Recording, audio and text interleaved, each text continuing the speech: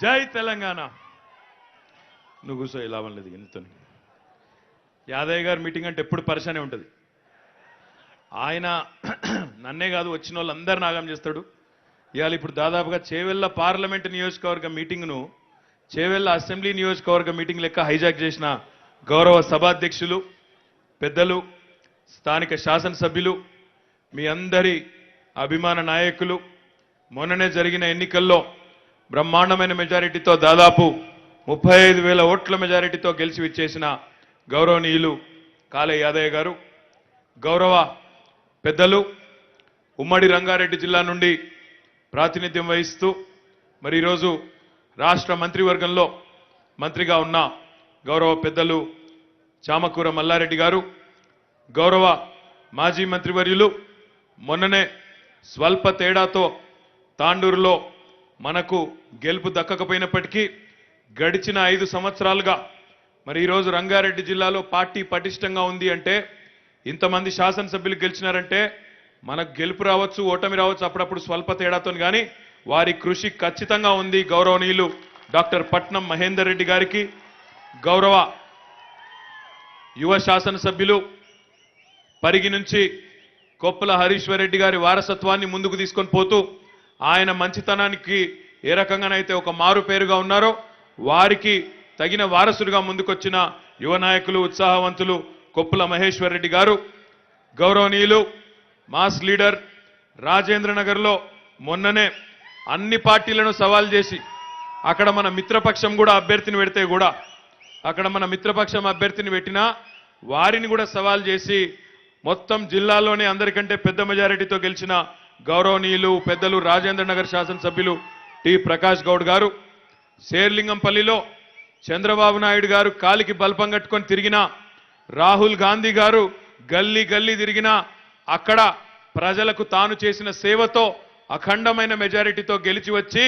మరి అక్కడ ఉండే మొత్తం భారతదేశంలోని అన్ని వర్గాలు, అన్ని కులాలు, అన్ని మతాలు, అన్ని రాష్ట్రాల ప్రజల మనసు గెలుచుకున్న గౌరవనీయులు పెద్దలు శేర్లింగంపల్లి శాసనసభ్యులు అరికెపూడి గాంధీ గారు, అదే రకంగా గౌరవనీయులు మరి మనకు పక్క జిల్లా అన్నట్ట ఇప్పుడు కొడంగల్ అంటే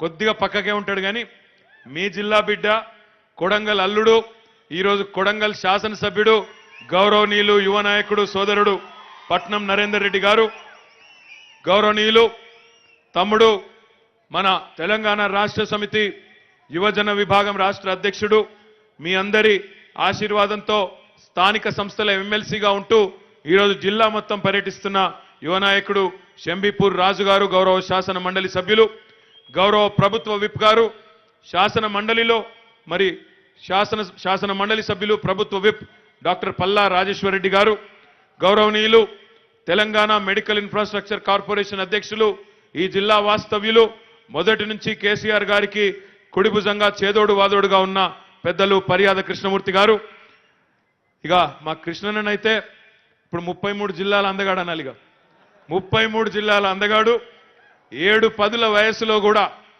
ఆయనను మేము తట్టుకునే పరిస్థితి ఉండదు. అంతటి ఉత్సాహవంతుడు పెద్దలు గౌరవనీయులు తీగల కృష్ణారెడ్డి గారు, గౌరవ శాసన మండలి సభ్యులు పెద్దలు అన్న కర్నే ప్రభాకర్ గారు, సివిల్ సప్లైస్ కార్పొరేషన్ అధ్యక్షులు గౌరవనీయులు మరి ఈ కార్యక్రమ ఏర్పాట్లో కూడా చాలా కీలకంగా వ్యవహరించిన మారెడ్డి శ్రీనివాసరెడ్డి గారు, గౌరవనీయులు పెద్దలు మొదటి నుంచి పార్టీకి అండగా ఉంటూ మరి ఒక పారిశ్రామికవేత్తగా తెలంగాణ నుంచి ఎదిగిన యువ నాయకులు పెద్దలు డాక్టర్ రంజిత్ రెడ్డి గారు, గౌరవనీయులు నాగేందర్ గౌడ్ గారు, గెల్లు శ్రీనివాస్ యాదవ్ గారు, కొత్త మనోహర్ రెడ్డి గారు, అనంత్ రెడ్డి గారు, ప్రభాకర్ రెడ్డి గారు,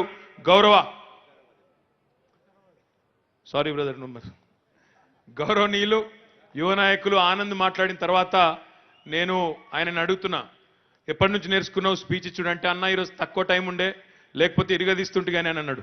డాక్టర్ మెతుకు ఆనంద్ గారు వికారాబాద్ శాసనసభ్యులు, యువ నాయకులు మరి పెద్దలు, మొన్న జరిగిన ఎన్నికల్లో వికారాబాద్లో పార్టీ తరఫున సమన్వయం చేసి ఆనంద్ గారి గెలుపులో కీలక పాత్ర పోషించిన గౌరవ పెద్దలు గ్యాదరి బాలమల్లు గారు, రాష్ట్ర ప్రధాన కార్యదర్శి గారు, ప్రస్తుతం చేవెళ్ల పార్లమెంట్ ఇన్ఛార్జ్గా ఉన్న గట్టు రామచంద్రరావు గారు, ముఖిత్ చందా గారు, అబ్దుల్ ముఖిత్ చందా గారు, స్వప్న గారు, వేదిక పైన ఆసీనులైన గౌరవ కార్పొరేటర్లకు, గౌరవ సీనియర్ రాష్ట్ర పార్టీ బాధ్యులకు, జిల్లా పార్టీ బాధ్యులకు, మార్కెట్ కమిటీల చైర్మన్లకు, గ్రంథాలయాల సంస్థ అధ్యక్షులకు, జెడ్పీటీసీలకు, ఎంపీపీలకు, గౌరవ జీహెచ్ఎంసీ కార్పొరేటర్లకు పేరు పేరున వేదిక మీద నేను ఎవరి పేరైతే చెప్పలేదో వారందరూ కూడా ఇప్పుడే తిట్టుకోవద్దని విజ్ఞప్తి చేస్తూ, మా తమ్ముడు సాయి చంద్ గారు మరి గడిచిన 7 సభల్లో ఎక్కడికక్కడ అందరినీ ఉర్రూతలూగించే విధంగా తన ఆటతో, మాటతో, పాటతో చెప్పేది వాస్తవమా కాదా నేను చెప్పేది?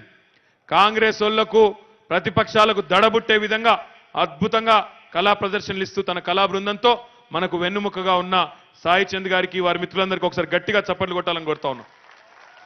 అదే రకంగా పాత్రికేయ మిత్రులకు అందరికంటే ముఖ్యంగా ఈరోజు మరి అనుకున్న దానికంటే, ఊహించిన దానికంటే పెద్ద సంఖ్యలో ఈ కార్యక్రమానికి విచ్చేసి చేవెళ్లలో గులాబీ జెండా మళ్లీ ఎగరడం ఖాయమనే విధంగా తరలి వచ్చిన మా అన్నదమ్ములందరికీ, అక్కా చెల్లెలందరికీ పేరు పేరున శిరస్సు వంచి హృదయపూర్వకంగా నమస్కారాలు, కృతజ్ఞతలు కూడా నేను తెలియజేసుకుంటా ఉన్నా. గౌరవనీయులు యాదయ్య గారు కానీ, అదే రకంగా గౌరవ శాసనసభ్యులు కానీ ఎవరు మాట్లాడినా ఒక విషయం చాలా స్పష్టంగా అర్థమవుతా ఉన్నది. ఈరోజు రాష్ట్రంలో, తెలంగాణ రాష్ట్రంలో ముఖ్యంగా మొన్న జరిగిన శాసనసభ ఎన్నికల తర్వాత, గులాబీ ప్రభంజనం చూసిన తర్వాత ప్రత్యర్థుల గుండెల్లో రైళ్లు పరిగెడతా ఉన్నాయి. ఇప్పుడే ఇక్కడ మాట్లాడిన మిత్రులు చెప్పినారు, గతంలో 2014లో మన పార్టీ టికెట్ మీద గెలిచిన ఎంపీ గారు కాంగ్రెస్ పార్టీలోకి పోయినారు. ఏం పర్వాలేదు, ఎందుకంటే రాజకీయాల్లో పార్టీలు మారడం సహజం. కొంతమంది ఇటు పోవచ్చు, కొంతమంది అటు రావచ్చు, అది పెద్ద పట్టించుకోదగ్గ అంశం కాదు. కానీ పార్టీ నిర్మాణం పటిష్టంగా ఉన్నదా లేదా, పార్టీ నాయకత్వం పట్ల ప్రజల్లో ఉండే ఆదరణ, అభిమానం చెక్కు చెదరకుండా ఉన్నదా లేదా అని చూస్తే మొన్న జరిగిన శాసనసభ ఎన్నికల ఫలితాల ప్రకారం ఈ రోజుకి కూడా బ్రహ్మాండమైన మెజారిటీతో చేవెళ్ల పార్లమెంటులో గులాబీ జెండా ఎగరబోతా ఉన్నదనే మాట ఈరోజు ఆధార సహితంగా నేను చెప్తా ఉన్నాను. మొన్న జరిగిన ఎన్నికల్లో 7 శాసనసభ స్థానాల్లో మనం 2 శాసనసభ స్థానాలను స్వల్ప తేడాతో కోల్పోవడం జరిగింది. మన తాండూరులో అనుకోని పరిస్థితుల్లో ఆనాడు మంత్రిగా ఉన్న మహేందర్ రెడ్డి గారు జిల్లా మొత్తం పర్యటన, జిల్లా మొత్తం గెలుపు బాధ్యతలు తన భుజాన వేసుకొని తిరగాల్సిన పరిస్థితి రావడం, దానివల్ల అక్కడ కేవలం 2000 ఓట్ల తేడాతో మనం ఆ స్థానాన్ని కోల్పోయినాం. మహేశ్వరంలో కూడా తీగల కృష్ణారెడ్డి గారు ఎంతగానో శ్రమించినప్పటికీ, చాలా పని చేసినప్పటికీ అక్కడ రకరకాల కారణాల వల్ల మరి అక్కడ కూడా స్వల్ప తేడాతో 8-9 వేల తేడాతో మాత్రమే అక్కడ కూడా మన స్థానాన్ని కోల్పోవడం జరిగింది.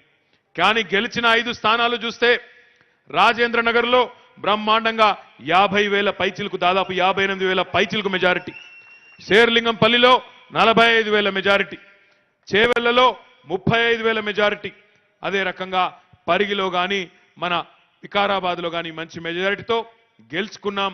మొత్తంగా చూసినట్టయితే పార్లమెంట్ స్థాయిలో చూసినట్టయితే 178,000 పైచిలకు ఓట్ల మెజారిటీతో కాంగ్రెస్ పార్టీ కంటే అందనంత దూరంలో ముందుకున్నామనే మాట నేను మీకు ఈ సందర్భంగా విజ్ఞప్తి చేస్తా ఉన్నా. ఇంకా మనకు కలిసి వచ్చే అంశాలు మొన్నటి శాసనసభ ఎన్నికల తర్వాత చాలా చాలా ఉన్నాయి. ఉదాహరణకు రాజేంద్ర నగర్ నియోజకవర్గమే తీసుకుంటే మొన్న 58,000 మెజార్టీ వచ్చింది. కానీ మొన్న మన మిత్రపక్షమే అక్కడ మన మీద అభ్యర్థిని పెట్టింది, వాళ్ళకు ఒక 50,000 ఓట్లు వచ్చినాయి. కానీ నాకు విశ్వాసం ఉన్నది, రేపటి రోజున మనకు మళ్ళీ ఆ మిత్రపక్షంతో ఏం పంచాయతీ పార్లమెంట్లో లేదు కాబట్టి అక్కడ వాళ్ళకు వచ్చిన 50,000 కూడా ఖచ్చితంగా మనకే వచ్చి రాజేంద్ర నగర్లోనే 1,00,000 పైచిలకు మెజారిటీ ఈసారి రాబోతున్నదనే మాట ఈ సందర్భంగా నేను మీకు విజ్ఞప్తి చేస్తా ఉన్నా. తాండూరులో కూడా ఎక్కడనైతే పట్నం మహేందర్ రెడ్డి గారు అనూహ్యంగా, అనుకోకుండా స్వల్ప తేడాతో ఓటమి పాలైనారు, తాండూరులో కూడా మొన్ననే ఒక సర్వే మనం చేయిస్తే అక్కడ కూడా 60% పైగా ప్రజలు ఈసారి ఖచ్చితంగా పార్లమెంటులో టీఆర్ఎస్ పార్టీకే ఓటేస్తామని చెప్పిన విషయాన్ని కూడా ఈ సందర్భంగా మీ ముందు నేను పెడతా ఉన్నా అని విజ్ఞప్తి చేస్తా ఉన్నా. అదే రకంగా వికారాబాద్లో గౌరవనీయులు స్థానిక శాసనసభ్యులు ఆనంద్ గారు 3,000 పైచిలకు ఓట్ల మెజారిటీతో మొన్న శాసనసభలో 2 రాజకీయ దురంధరులను, 2 మాజీ మంత్రులను చిత్తు చేసి గెలవడమే కాకుండా గెలిచిన నాటి నుంచి ప్రజల్లోనే ఉండి మళ్ళీ మొన్న జరిగిన పంచాయతీ ఎన్నికల్లో మన సర్పంచ్లను గెలిపించుకోవడంలో గ్రామ గ్రామానికి తిరిగి తాను ప్రయత్నం చేయడం వల్ల పార్టీ ఈరోజు మరింత పుంజుకున్నదనే మాటను కూడా ఈ సందర్భంగా నేను మీకు విజ్ఞప్తి చేస్తా ఉన్నా. శేర్లింగంపల్లి నియోజకవర్గంలో కూడా ఆనాడు చంద్రబాబు నాయుడు గారు, రాహుల్ గాంధీ గారు గల్లీ గల్లీ తిరిగి ప్రచారం చేయడం వల్ల కొంతమంది మిత్రులు అటు ఇటు కావచ్చు. కానీ ఇప్పుడే గాంధీ గారు నాకు చెప్తా ఉన్నారు, సార్ నాకు 44,000 వచ్చింది, కానీ నేను మీకు మాటిస్తా ఉన్నా రేపు ఖచ్చితంగా 80,000 పైచిల్కు మెజారిటీ తీసుకొచ్చి శేర్లింగంపల్లి నుండే ఈ పార్లమెంటు నియోజకవర్గంలో గెలుపులో మొట్టమొదటి పాత్ర నేనుంటానని చెప్పి గాంధీ గారు కూడా చెప్తా ఉన్నారు. ఈ రకంగా చూసినట్టయితే ఎక్కడికక్కడ మహేశ్వరమైనా ఎక్కడికక్కడ మారిన పరిస్థితుల్లో ప్రజలు మన వైపు ఉన్నారనే ఒక స్పష్టమైన సందేశం కాంగ్రెస్ పార్టీకి కూడా ఉన్న నేపథ్యంలో నాకైతే ముమ్మాటికి విశ్వాసం ఉన్నది. బ్రహ్మాండమైన మెజారిటీతో గెలిచొస్తామనే విశ్వాసం ఉన్నది. మీ అందరితో నేను చేయాలనుకున్న విజ్ఞప్తులు 2-3 ఉన్నాయి. ఈ మీ చేవెళ్ల పార్లమెంట్ నియోజకవర్గం చాలా వైవిధ్యమైన నియోజకవర్గం. మిగతా నియోజకవర్గాలకు మీకు చాలా తేడా ఉన్నది. అదేమంటే ఈ నియోజకవర్గంలో ఈ పార్లమెంట్లో ఒకవైపేమో రైతులు ఉన్నారు, మరొక వైపేమో ఐటీ లాంటి టెక్నాలజీ పరిశ్రమలు పెద్ద ఎత్తున ఉన్న శేర్లింగపల్లి లాంటి నియోజకవర్గం ఉన్నది. ఒకవైపేమో అర్బన్ ప్రాంతం ఉన్నది, మరొక వైపేమో పూర్తి రూరల్ ప్రాంతం ఉన్నది. ఒకే నియోజకవర్గంలో రెండు ఉన్న పరిస్థితి. రాజేంద్ర నగర్ మీరు చూస్తే కొంత భాగం మున్సిపాలిటీలో ఉన్నది, మరి కొంత భాగం గ్రామీణ ప్రాంతం కూడా ఉన్నది. కాబట్టి చాలా విభిన్నమైన నియోజకవర్గం. వికారాబాదు, పరిగి, తాండూరు, చేవెళ్ళనేమో అచ్చమైన గ్రామీణ ప్రాంతాలు, మిగతా మూడిట్లోనేమో మొత్తం అర్బన్ వాతావరణం. ఈ రకమైన వాతావరణంలో ఒక వైవిధ్యభరితమైన ఓటరు, మళ్ళీ దేశం మొత్తం నుంచి వచ్చి ఉన్న ఓటర్లు ఇక్కడ ఉన్నారు. శేర్లింగంపల్లికి మీరు పోయినట్టయితే ఈ దేశంలోని 29 రాష్ట్రాల ప్రజలు ఈరోజు ఏదో ఒక రూపంలో శేర్లింగంపల్లిలో స్థిరపడ్డ వాళ్ళు ఉన్నారు. కాబట్టి ఈ నియోజకవర్గాన్ని గెలవడం అంటే ఒక మినీ ఇండియాని గెలిచినట్టే అనే మాట కూడా ఈ సందర్భంగా నేను మీకు విజ్ఞప్తి చేస్తా ఉన్నా. పలు ప్రాంతాలు, పలు కులాలు, పలు మతాలు, పలు భాషలు, ఇన్ని మాట్లాడే ప్రజలు, ఇన్ని రకాల ప్రజలు ఈ నియోజకవర్గంలో ఈరోజు కొలువై ఉన్న పరిస్థితి. మరి ఈ నియోజకవర్గంలో కూడా రేపటి రోజున మనందరం గట్టిగా కష్టపడితే, మనందరం గట్టిగా పట్టుబడితే అనుకున్న దానికంటే పెద్ద మెజారిటీతో గెలిచేదానికి ఆస్కారం ఉంది. ఈ మధ్య కాలంలో మీరు చూస్తూ ఉన్నారు, శాసనసభ ఎన్నికల్లో ఎవరు ఎన్ని ఎత్తుగడలు చేసినా, ఎవరు ఎన్ని రకాల కుయుక్తులు పన్నినా మనం బ్రహ్మాండంగా కేసీఆర్ గారి నాయకత్వంలో 75% స్థానాలు సాధించి 50% పైగా ఓట్లు సాధించి మొత్తం రాష్ట్ర వ్యాప్తంగా అఖండమైన మెజారిటీలతో మన నాయకులను గెలిపించి తిరిగి కేసీఆర్ గారే ముఖ్యమంత్రిగా ఉండాలనే తమ మనోవాంఛను తెలంగాణ ప్రజలు బలంగా ఆవిష్కరించిన విషయం మీ అందరికీ కూడా తెలిసిందే.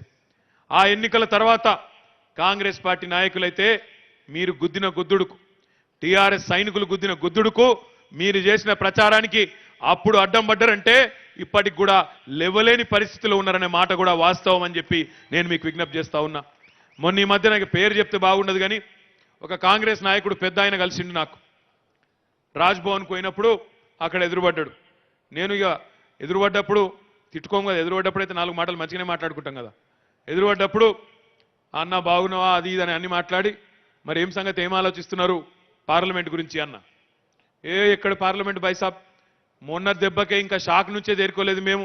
ఇప్పుడు ఎవడు ఆలోచిస్తుండ అయ్యేదేదో అవుతుంది, పోయేదేదో పోతుంది, ఎట్లాగో గెలిచేది లేదు, పీకేది లేదు, ఏదో చేయాలి కాబట్టి చేస్తాం ప్రచారం, ఏం అయ్యేది లేదు మాతోనని చెప్పిండు. ఇక మనసులో ఉన్నది అది, పైకి మాత్రం మాటలు మాట్లాడుతున్నారు. పైకి ఏమంటున్నారు, ఈ ఎన్నికనట రాహుల్ గాంధీకి మోడీకి మధ్యనే జరుగుతున్న ఎన్నికనట, ఇలా కేసీఆర్ పాత్ర ఏమున్నది అని ఒక ఆయన అంటాడు.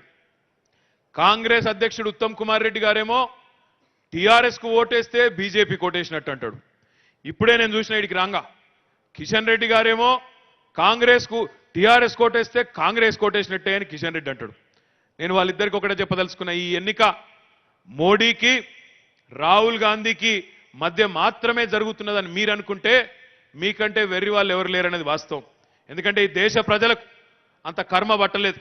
అయితే రాహుల్ గాంధీనో లేకపోతే మోడీనో ఇద్దరిని మాత్రమే ఎంచుకోవాలి, ఇంకెవరు లేరు ఈ దేశంలో సిపాయిలు అన్నట్టు మీరు ఏదైతే మాట్లాడుతున్నారో అది తెలంగాణ ప్రజలు మాత్రం ఎట్టి పరిస్థితుల్లో సమర్థించరు అనే మాట నేను మీకు విజ్ఞప్తి చేస్తా ఉన్నా. ఎందుకంటే ఆయననేమో మాట్లాడితే బోఫోర్స్ అంటాడు, ఈయననేమో మాట్లాడితే రఫాయల్ అంటాడు. అయితే ఆ కుంభకోణం లేకపోతే ఈ కుంభకోణం 71 ఏళ్లలో అయితే వాళ్ళు లేకపోతే వీళ్ళు అన్నట్టు ఇద్దరు ప్రధానమంత్రులైనా, 2 పార్టీలు ఈ దేశాన్ని నడిపినా ఈ దేశ సామాన్య ప్రజల జీవితాల్లో మాత్రం మార్పు రాని మాట వాస్తవం. ఈ దేశంలో 71 ఏళ్ల తర్వాత స్వాతంత్రం వచ్చిన తర్వాత మీరు ఒక్కసారి ఆలోచించాలని కోరుతా ఉన్నా. ఎంతో మంది ప్రధానమంత్రులు పనిచేసినారు, ఎంతో మంది ముఖ్యమంత్రులు పనిచేసినారు. కానీ ఈ దేశంలో ఏ ముఖ్యమంత్రికి రాని ఆలోచన, ఏ ప్రధానమంత్రికి రాని ఆలోచన మన నాయకుడు కేసీఆర్ గారు చేసి ఈరోజు తెలంగాణ రాష్ట్రంలో ఉండే రైతులు కాలరెగిరేసి గల్లా ఎగిరేసి చెప్పుకునే విధంగా రైతు బంధు లాంటి పథకాన్ని ప్రవేశపెట్టిన ఏకైక ముఖ్యమంత్రి భారతదేశంలో కేసీఆర్ కాదా మీరు ఆలోచించాలని చెప్పి నేను కోరుతా ఉన్నా. కేసీఆర్ గారి ఆలోచన ఈరోజు ఈ దేశానికే ఆచరణగా మారిందన్నది వాస్తవమా కాదా మీరు ఆలోచించాలని చెప్పి నేను కోరుతా ఉన్నా. ప్రధానమంత్రులైతామని ఆశల పల్లకిలో ఊరేగుతున్నా అటు నరేంద్ర మోడీ గారు కానీ ఇటు రాహుల్ గాంధీ గారు కానీ వారికి ఎందుకు వస్తలేవు ఇట్లాంటి మంచి ఆలోచనలు, వారే ఆలోచించుకోవాలని చెప్పి నేను కోరుతా ఉన్నా. ఈరోజు కేసీఆర్ గారు ఏ పథకాన్ని రూపొందించినా మిషన్ కాకతీయ పేరిట చెరువులు బాగు చేసే కార్యక్రమం రూపొందిస్తే దేశం మొత్తం అబ్బురపడి చప్పట్లు కొడతా ఉన్నది. ఇది ఆచరణాత్మకం, ఆదర్శప్రాయం అని చెప్పి దేశం మొత్తానికి చెప్తా ఉన్నది. మిషన్ భగీరథ పేరిట ఇంటింటికి నల్లా నీళ్ళిచ్చే కార్యక్రమాన్ని అద్భుతంగా కేసీఆర్ గారు ప్రారంభిస్తే ఇది దేశం మొత్తం చేయవలసిందే అని చెప్పి నీతి ఆయోగ్ వాళ్ళు కేంద్ర ప్రభుత్వానికి సిఫారసు చేసిన విషయం మనం మర్చిపోకూడదని చెప్తా ఉన్నా. రైతు బీమా పేరిట ఈ రాష్ట్రంలోని రైతు కుటుంబానికి ఒకవేళ పొరపాటున రైతు మరణిస్తే ఆయన కుటుంబానికి ఇబ్బంది లేకుండా 5 లక్షల బీమా ప్రభుత్వమే ప్రతి పైసా కట్టి బ్రహ్మాండంగా వారిని ఆదుకోవడం ఈ దేశంలో ఏ ముఖ్యమంత్రి అయినా చేసిండా? దయచేసి మీరు ఆలోచించాలని చెప్పి నేను కోరుతా ఉన్నా. అదే రకంగా కేసీఆర్ కిట్లు, కళ్యాణ లక్ష్మి, షాదీ ముబారక్ 1 కాదు 2 కాదు బ్రహ్మాండమైన కార్యక్రమాలను మీరు కూర్చోండి బ్రహ్మాండమైన కార్యక్రమాలను ఈరోజు దేశంలో ఏ ముఖ్యమంత్రి ఏ రాష్ట్రము అమలు చేయని విధంగా దేశంలోని ప్రతి వర్గాల ప్రజలు మన వైపు చూసే విధంగా తప్పకుండా ఈ దేశం మొత్తానికే ఆదర్శప్రాయమైన పరిపాలన అందిస్తున్నది కేసీఆర్ గారు కాదా మీరు ఆలోచించాలని చెప్పి నేను కోరుతా ఉన్నా. ఈ సందర్భంగా దయచేసి మనం చేవెళ్ల పార్లమెంటు నియోజకవర్గంలో ఉండే ప్రజలకు కొన్ని విషయాలు చెప్పవలసిన అవసరం ఉన్నది. కొంతమంది అంటా ఉన్నారు, మొన్ననే కేసీఆర్ గారు కోట్లేసినారు కదా, ఆయనను ముఖ్యమంత్రి చేసినారు కదా, మళ్ళా పార్లమెంట్లో ఆయనకి ఎందుకు ఓటేయాలని అడుగుతున్నారు. టీఆర్ఎస్కు ఎంపీలు ఎందుకు, ఢిల్లీలో వాళ్ళు ఏం చేస్తారని అడుగుతున్నారు. టీఆర్ఎస్కి ఎంపీలు ఎందుకంటే, ఎంపీలు ఎందుకు ఉండాలి అంటే దానికి 4-5 కారణాలు ఉన్నాయి. మీరు చూసినారు 2014లో ఆనాడు దేశంలో మోడీ గారు ఏదో చేస్తారు, ఆయన ఏదో దేశాన్ని ఉద్ధరిస్తాడు అనే భ్రమలో ఆనాడు దేశవ్యాప్తంగా ప్రజలు మోడీ గారికి ఓట్లేసినారు. ఓట్లేసి 283 సీట్లు ఇచ్చి ఏ పార్టీ అవసరం లేకుండా, ఇంకా ఎవరు అవసరం లేకుండా ఆయనకే సొంతంగా మెజారిటీనిచ్చి ఆనాడు ప్రధానమంత్రిని చేసినారు.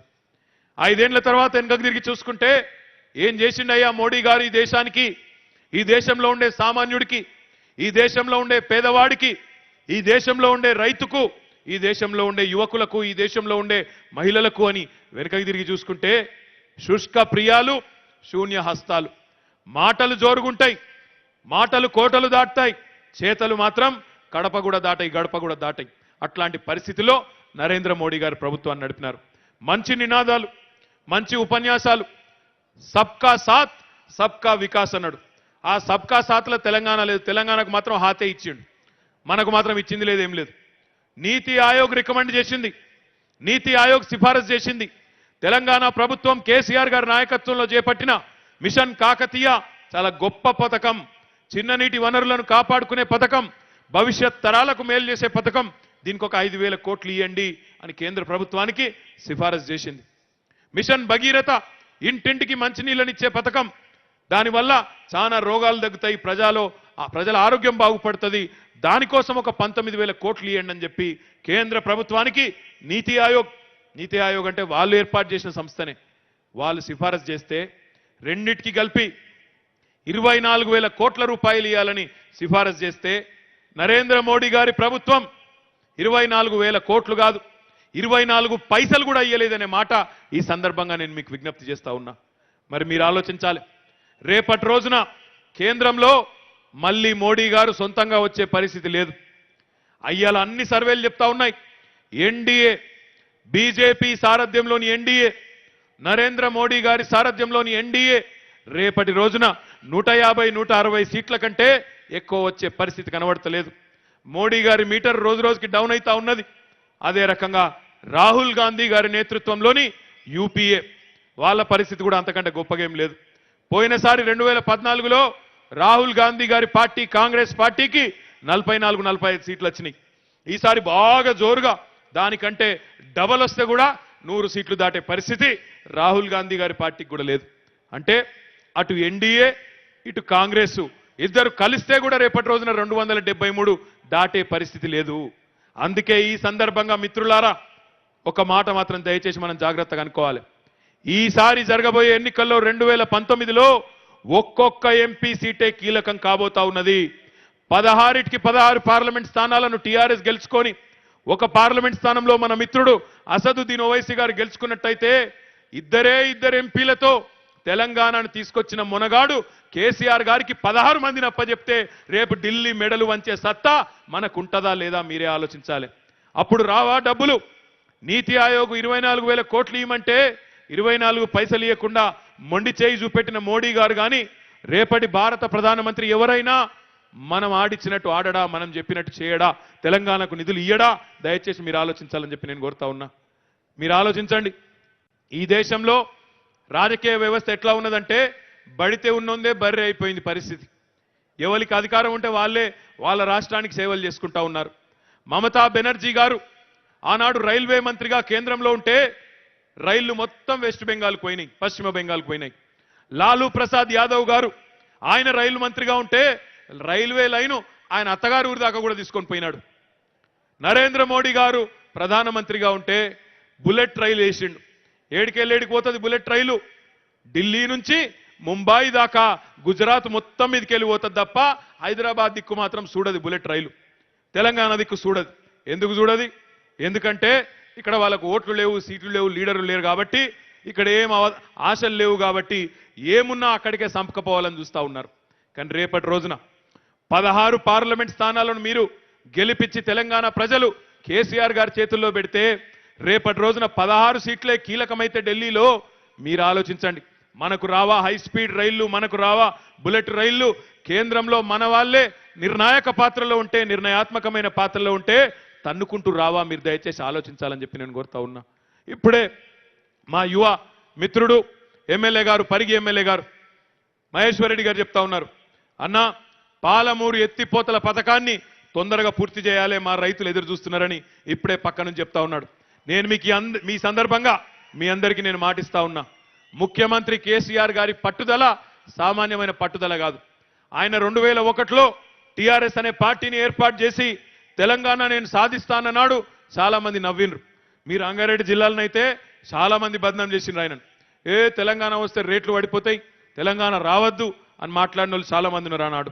కానీ మొండి పట్టుబట్టి జిద్దుగా కొట్లాడి సావు నోట్లో తలబెట్టి తెలంగాణను తీసుకొని వచ్చిన నాయకుడు, దృఢ సంకల్పం ఉన్న నాయకుడు మన ముఖ్యమంత్రి కేసీఆర్ గారు. ఆయన ఈరోజు ఒక సంకల్పం తీసుకున్నారు. అప్పుడెప్పుడో మహాకవి దాశరథి గారు చెప్పినారంట, నా తెలంగాణ కోటి రతనాల వీణ అని చెప్పినారంట. ఈరోజు మన ముఖ్యమంత్రి గారు ఒకటే సంకల్పం తీసుకున్నారు. నా తెలంగాణ కోటి రతనాల వీణ మాత్రమే కాదు, కోటి ఎకరాల మాగాణ కావాలనే సంకల్పంతో అటు కృష్ణా నదిలో ఇటు గోదావరి నది మీద పాలమూరు ఎత్తిపోతల పథకాన్ని, కాళేశ్వరం ప్రాజెక్టును రూపొందించడమే కాదు, ప్రతి సంవత్సరం డబ్బులు కూడా పెద్ద స్థాయిలో కేటాయించి, ఎద్దు ఏడ్చిన వ్యవసాయం బాగుపడదు, రైతు ఏడ్చిన రాజ్యం బాగుపడదనే సామెత ఏదైతే ఉన్నదో ఆ సామెతను దృష్టిలో పెట్టుకొని ఈరోజు రైతును రాజు చేయాలి, రైతు పక్షపాతిగా ప్రభుత్వాన్ని నడపాలి అనే ఉద్దేశంతో చారిత్రాత్మకమైన నిర్ణయాలు తీసుకొని రైతు బంధు కానీ, రైతు బీమా కానీ, సాగునీటి ప్రాజెక్టులకు పెద్దపీట వేయడం కానీ ఇవన్నీ చేయడం ద్వారా, అప్పుడు 24 గంటల కరెంట్ ఇవ్వడం ద్వారా రైతాంగానికి రైతు పక్షపాతిగా ఈరోజు కేసీఆర్ గారు ముందుకు పోతా ఉన్నారు. మరి ఆ క్రమంలో పాలమూరు ఎత్తిపోతల పథకానికి 40,000 కోట్ల రూపాయలు ఖర్చు అవుతాయనేది అంచనా. ఆ 40,000 కాదు, ఇంకా కొన్ని డబ్బులు ఎక్కువైనా పర్వాలేదు, మొత్తం పశ్చిమ రంగారెడ్డిని సస్యశ్యామలం చేసే బాధ్యత రాబోయే 2-3 ఏళ్లలోనే కేసీఆర్ గారిది, ఈ ప్రభుత్వానిది అనే మాట ఈ సందర్భంగా నేను మీకు విజ్ఞప్తి చేస్తా ఉన్నా. ఆ మొండితనం ఉండే నాయకుడితోనే, గట్టి నాయకుడితోనే ఈ పని అయితే తప్ప వట్టి మాటలు చెప్పేటోళ్ళతో ఏమి కాదు కాంగ్రెస్ వాళ్ళతోనే మాట ఈ సందర్భంగా నేను మీకు విజ్ఞప్తి చేస్తా ఉన్నా. ఇక్కడ ఉండే రైతు బిడ్డలందరూ కూడా ఒక మాట జాగ్రత్తగా వినాలని చెప్పి కూడా నేను కోరుతా ఉన్నా. పాలమూరు ఎత్తిపోతల పథకం దానికి దగ్గర 40,000 కోట్ల పైచిలకు రూపాయలు ఖర్చు అవుతాయి. ప్రధానమంత్రి గారు గజ్వేల్కి వచ్చిండు ఆనాడు మిషన్ భగీరథ ప్రారంభోత్సవానికి. నరేంద్ర మోడీ గారు వచ్చినప్పుడు ఇట్లనే వేదిక మీద మన ముఖ్యమంత్రి కేసీఆర్ గారు లేచి, ప్రధానమంత్రి గారు మీరు పక్క రాష్ట్రమైన ఆంధ్రప్రదేశ్లో పోలవరం ప్రాజెక్టుకు జాతీయ హోదా ప్రకటించినారు. జాతీయ హోదా ప్రకటిస్తే ₹1 పైసలు ఖర్చు అయితే ఆ రూపాయిలో 90 పైసలు కేంద్ర ప్రభుత్వం నుంచి వస్తాయి, 10 పైసలు మాత్రమే రాష్ట్ర ప్రభుత్వం పెట్టే అక్కరుంటది. మరి మా దగ్గర కూడా రైతాంగం అల్లాడిపోతా ఉన్నారు సాగునీటి కోసం. మీరు ఆంధ్రప్రదేశ్కి ఏమి ఇచ్చినా మాకు అభ్యంతరం లేదు, కానీ మా దగ్గర కూడా అయితే పాలమూరు ఎత్తిపోతల పథకానికి కానీ లేదా కాళేశ్వరం ప్రాజెక్టుకు కానీ ఈ రెండింట్లో నీకు ఏది ఇష్టమైతే అది దానికి ఒక జాతీయ హోదా అయ్యి మాకు కూడా 90% పైసలు కేంద్రం నుంచి వస్తాయని చెప్పి విజ్ఞప్తి చేసినాం. ఉత్తరాలు రాసినాం. పోయినప్పుడు కలిసినారు ఆనాటి ఇరిగేషన్ మంత్రి గారు హరీష్ రావు గారు, అదే రకంగా ముఖ్యమంత్రి గారు. కానీ నవ్వినారు, ముసి నవ్వులు నవ్వినారు, కానీ జాతీయ హోదా మాత్రం ఇయ్యలేదు. అందుకే మా రైతన్నలు ఆలోచించాలి. తెలంగాణ రైతన్నలు రేపటి రోజున మీరిచ్చే తీర్పుతో 16 పార్లమెంట్ స్థానాలు కేసీఆర్ గారి చేతిలో ఉంటే భావ సారూప్యత కలిగిన ప్రాంతీయ పార్టీలు దేశంలో ఏవైతే ఇంకా మిగతా ఉన్నాయో, ఎవరికైతే కాంగ్రెస్ బీజేపీ పొడగిట్టదో ఒక 70-80 మంది మనకు తోడైతే మొత్తం 100 మందితో ఎర్రకోట మీద జెండా ఎవరెగరేయాలో తెలంగాణ ప్రజలు నిర్ణయించే పరిస్థితి వస్తే తన్నుకుంటూ రాదా జాతీయ హోదా మన పాలమూరు ఎత్తిపోతల పథకానికి మీరు ఆలోచించాలని చెప్పి నేను కోరుతా ఉన్నా. ఎందుకు అడుగుతున్నాం ఎంపీలు మనం? ఇప్పుడే ఎవరు అన్నారు మన మిత్రులు, కేసీఆర్ గారు ముఖ్యమంత్రి అయిపోయినారు, మన ప్రభుత్వం ఇంకొక 5 ఏళ్ల పాటు నడుస్తుంది, ఎంపీలు ఉన్నా లేకపోయినా నడుస్తుంది. కానీ ఎంపీలు ఎందుకు ముఖ్యమంటే ఇగో రాష్ట్రానికి ఇంకో 1,50,000 కోట్ల రూపాయలు రాబోయే 5 ఏళ్లలో సాధించాలంటే పేగులు తెగేదాకా కొట్లాడే టీఆర్ఎస్ బిడ్డలు కావాలి. అదే మళ్ళా కాంగ్రెస్ వాళ్ళు గెలిస్తే, కాంగ్రెస్ వాళ్ళు అంటే ఏంది పాపం, వాళ్ళకు టికెట్ కావాలంటే ఎడికి పోవాలి? ఢిల్లీ. బీఫామ్ కావాలంటే ఎక్కడికి పోవాలి? ఢిల్లీ. బాత్రూమ్ కావాలంటే ఎవరిని అడగాలి? ఢిల్లీ. లేవమంటే లేవాలి, కూసోమంటే కూసోవాలి. గది కాంగ్రెస్ బతుకు, కాంగ్రెస్ నాయకుల బతుకు. అందుకే మా చేవెళ్ల పార్లమెంటు నియోజకవర్గంలోని రైతన్నలు, మహిళలు, తమ్ముళ్ళు, అక్కలు, చెల్లెళ్ళు ఆలోచించాలి. రేపటి పార్లమెంట్ ఎన్నికల్లో ఢిల్లీ గులాములను గెలిపిద్దామా, తెలంగాణ గులాబీలను గెలిపిద్దామా ఆలోచించమని చెప్పి నేను విజ్ఞప్తి చేస్తా ఉన్నా. ఏ నాయకుడైతే కేసీఆర్ గారు తెలంగాణ ప్రజల ప్రయోజనాల విషయంలో, తెలంగాణ రాష్ట్ర ప్రయోజనాల విషయంలో మన కోసం ఎంతటికైనా తెగించే నాయకుడిని గెలిపించుకుందామా, లేదా ఢిల్లీ దర్బారులో చేతులు కట్టుకొని నిలబడి వాళ్ళు ఏం చెప్తే అది విని వచ్చే నాయకులను గెలిపించుకుందామా ఆలోచించుకోవాలి. పొరపాటున కాంగ్రెస్ పార్టీకి ఓటేస్తే, పొరపాటున కాంగ్రెస్ పార్టీకి కొన్ని ఓట్లు పడ్డా చెవెళ్ల పార్లమెంట్లో అవి మీ మోరీలో వేసిన దాంతో సమానం అనే మాట కూడా ఈ సందర్భంగా నేను మీకు విజ్ఞప్తి చేస్తా ఉన్నా. ఎందుకంటే వాళ్ళకి ఏసి లాభం లేదు, వాళ్ళ వల్ల ఏమి కూడా కాదు. రేపటి రోజున ఢిల్లీని శాసించాలి అంటే, యాచించకుండా శాసించే పరిస్థితుల్లో మన తెలంగాణ బిడ్డలు ఉండాలంటే టీఆర్ఎస్ వాళ్ళు గెలవాలి. టీఆర్ఎస్ వాళ్ళు గెలిచి ఢిల్లీని మన తెలంగాణ ప్రజల ఆకాంక్షకు అనుగుణంగా నడిపించే పరిస్థితి ఉండాలి. కానీ ఈ సమావేశంలో ఉండే మన ముఖ్య నాయకులు, ముఖ్య కార్యకర్తలు ఇక్కడ ఉన్నారు, మన కుటుంబ సభ్యులే ఇక్కడ ఉన్నారు. కాబట్టి మరి అందరు కూడా ఎమ్మెల్యేలు చెప్పినారు, గౌరవ మాజీ మంత్రివర్యులు మహేందర్ రెడ్డి గారు చెప్పినారు, మాజీ శాసనసభ్యులు కృష్ణారెడ్డి గారు కూడా చెప్పినారు, ఖచ్చితంగా గెలిపిస్తాం సార్, బాగా చేస్తాం, కష్టపడతామని చెప్పినారు. నేను మిత్రులందరికీ 1-2 సూచనలు మాత్రం నేను చేయదలుచుకున్నా. మొన్నటి ఎన్నికల్లో మరి పథకాలు మనం అంతటా అదే అమలు చేసినాం. మన పథకాల విషయానికి వస్తే మొత్తం వికారాబాద్లో ఏ పథకం అమలైందో, చేవెళ్ళలో ఏది అమలైందో, రాజేంద్ర నగర్లో ఏది అమలైందో, శేర్లింగంపల్లిలో ఏది అమలైందో, మహేశ్వరం, తాండూరు, వికారాబాద్లో కూడా పరిగిలో కూడా అవే అమలైనాయి.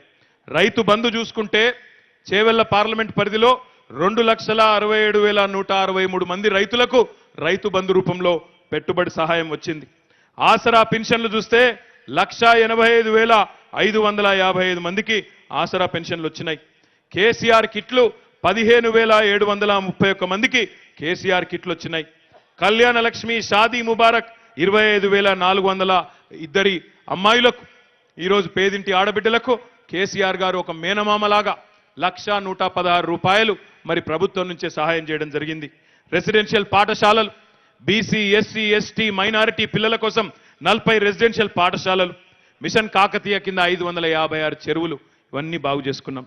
మరి పథకాల అమలు అంతటా ఒక లెక్క అయినప్పుడు ఎక్కడా వివక్ష లేకుండా అందులో కాంగ్రెస్ వాళ్ళు ఉన్నారా, టీడీపీ వాళ్ళు ఉన్నారా, బీజేపీ వాళ్ళు ఉన్నారా, లేక ఇంకేదన్నా పార్టీ వాళ్ళు ఉన్నారా అనే ఆలోచన లేకుండా పేదవాడిని పేదవాడిగా చూసి వాళ్ళకు పథకాలన్నీ సవ్యంగా అందించినప్పుడు ఫలితాలు ఒక్కొక్క దగ్గర ఒక్కొక్క లెక్క ఎందుకు వచ్చినాయి? తాండూరులో ఎందుకు వెనకబడ్డాం, మహేశ్వరంలో ఎందుకు వెనకబడ్డాం? దాన్ని దయచేసి ఆత్మవిమర్శ చేసుకోవాల్సిన అవసరం ఉన్నది. ఎందుకంటే మనం ఎప్పటికప్పుడు ఆత్మవిమర్శ చేసుకొని మనం మనలో ఉండే చిన్న చిన్న పొరపాట్లను సవరించుకోకపోతే పురోగతి ఉండదు, ముందుకు పోయేదానికి ఆస్కారం ఉండదు. అందుకే మిత్రులు మహేందర్ రెడ్డి గారిని, తీగల కృష్ణారెడ్డి గారిని, అదే రకంగా సోదరులు యువ నాయకులు ఆనంద్ గారిని కూడా నేను కోరుతా ఉన్నాను. మనం స్వల్ప తేడాతోనే మనం ప్రత్యర్థుల కంటే అయితే ముందున్నాం, లేకపోతే కొంత ఎన్నుకున్నాం. ఈ 3 నియోజకవర్గాల్లో కూడా డెఫినెట్గా కార్యకర్తలతో ఎక్కడికక్కడ గ్రామాల వారీగా, బూత్ల వారీగా మీరు పటిష్టమైన కార్యాచరణ రూపొందించి తప్పకుండా టార్గెటెడ్గా, ఎందుకంటే ఈ ఎన్నికలు చాలా ప్రతిష్టాత్మకమైన ఎన్నికలు కాబట్టి చాలా టార్గెటెడ్గా ప్రచారం చేయవలసిన అవసరం ఉందనే మాట నేను ముగ్గురికి కూడా నేను విజ్ఞప్తి చేస్తా ఉన్నా. దాంతోపాటు మా అన్నలు, తమ్ముళ్ళు, మా ముఖ్య నాయకులందరూ ఇక్కడ ఉన్నారు. మీ అందరు కూడా నేను దండం పెట్టి ఒక మాట చెప్తా ఉన్నా. అసెంబ్లీ ఎన్నికలు అయిపోయినాయి, పంచాయతీ ఎన్నికలు వచ్చినాయి. పంచాయతీ ఎన్నికలు వచ్చినప్పుడు మన వాళ్ళే చాలా చోట్ల కొట్లాడుకున్నారు. మన పార్టీ నుంచే 2, 3, 4 కొట్లాడినారు. సర్పంచ్ ఎవరో ఒకరు అవుతారు. పాత పగలు మనసులకెళ్ళి తీసేయండి, పాత పంచాయతీలు తీసేయండి. గెలిచినా ఓడినా అందరూ మన వాళ్ళే. కాబట్టి దయచేసి సమిష్టిగా పనిచేయండి, కలిసికట్టుగా పాత పంచాయతీలన్నీ పక్కకు పెట్టి మొన్న పంచాయతీ ఎన్నికలప్పుడు నన్ను తిట్టిండు, నన్ను ఇట్లన్నాడు, నన్ను అట్లన్నాడు, అవి మర్చిపోండి, దగ్గరికి తీసుకోండి. ఇంకొక మాట కూడా ఈ సందర్భంగా నేను మీకు విజ్ఞప్తి చేస్తా ఉన్నా. ఈరోజు రాష్ట్రంలో ప్రతి పార్టీ కార్యకర్త మన దిక్కే చూస్తా ఉన్నాడు, ప్రతి నాయకుడు మన దిక్కే చూస్తా ఉన్నాడు. మన పార్టీలో చేరడానికి సుముఖంగా ఉన్నారు. వారిని దయచేసి దగ్గర తీసుకోండి. పాత పగలు మనసులో పెట్టుకోకండి. ఈయన ఎట్లా రాణిస్తా, నేను 20-25 ఏళ్ళకెళ్ళి ఈయనతోనే కొట్లాడుతున్నా, ఈయన ఎందుకు ఇప్పుడు నాకు, అది మనసులోకెళ్ళి తీసేయండి. దయచేసి ఎవరు మన పార్టీలో చేరడానికి వచ్చినా పెద్ద మనసుతో వారిని స్వాగతించండి, దగ్గరికి తీసుకోండి. ఈ పని నేను మా నాయకుడు కేసీఆర్ గారి కోసం చేస్తున్నా అనే ఆలోచనతో చేయండి తప్ప దయచేసి చిన్న చిన్న విషయాలు పక్కకు పెట్టండి అని చెప్పి కూడా నేను శిరస్సు వంచి మీ అందరికీ వినయంగా విజ్ఞప్తి చేస్తా ఉన్నా. దాంతోపాటు చివరిగా నేను మీ అందరికీ కూడా చేసే విజ్ఞప్తి, ఎన్నికల ప్రచారంలో సాధారణంగా ఎమ్మెల్యే అభ్యర్థులుగా మేము గ్రామ గ్రామం తిరిగేటప్పుడు, డోర్ టు డోర్ తిరిగేటప్పుడు చాలాసార్లు ఏమవుతుందంటే ఇట్లా తీసుకుపోతుంటాం, నడుచుకుంటూ పోతుంటాం. ఊళ్ళల్లో పోయేటప్పుడు అన్న ఈ ఇంటి ముందు ఆగొద్దన్న అంటారు. ఎందుకే అంటే వాడు మనోడు కాదన్న అంటారు. నేను చెప్పేది వాస్తవమేనా?